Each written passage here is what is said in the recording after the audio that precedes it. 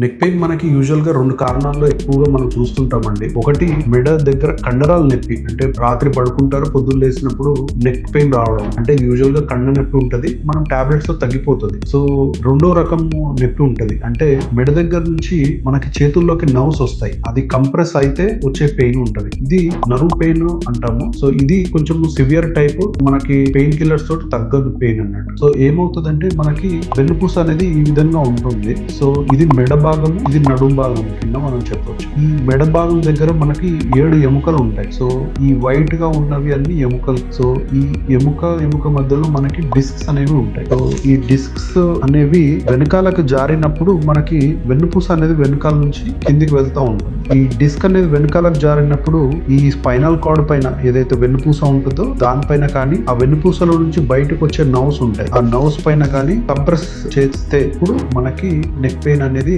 రావడం జరుగుతుంది. సో ఈ నెక్ పెయిన్ వచ్చినప్పుడు ఈ చేతుల్లోకి వచ్చే నొప్పి ఎలా ఉంటుందంటే కరెంట్ షాక్ కొట్టినట్టుగా రావడము, చేతుల్లో తిమ్మిరి రావడం అనేది జరుగుతుంది. ఒకానొక స్టేజ్ లో చేతుల పట్టు కూడా తగ్గిపోతుంది. సో దీన్ని సర్వైకల్ డిస్క్ ప్రొలాప్స్ అంటాం. సో ఇది యూజువల్ గా మోస్ట్ ఆఫ్ ద టైం బాగా మెడ వంచి పనులు చేయడం వల్ల జరుగుతూ ఉంటుంది. దీన్ని అవాయిడ్ చేయడానికి మనము తీసుకోవాల్సిన జాగ్రత్తలు అనేది మనం నెక్స్ట్ వీడియోలో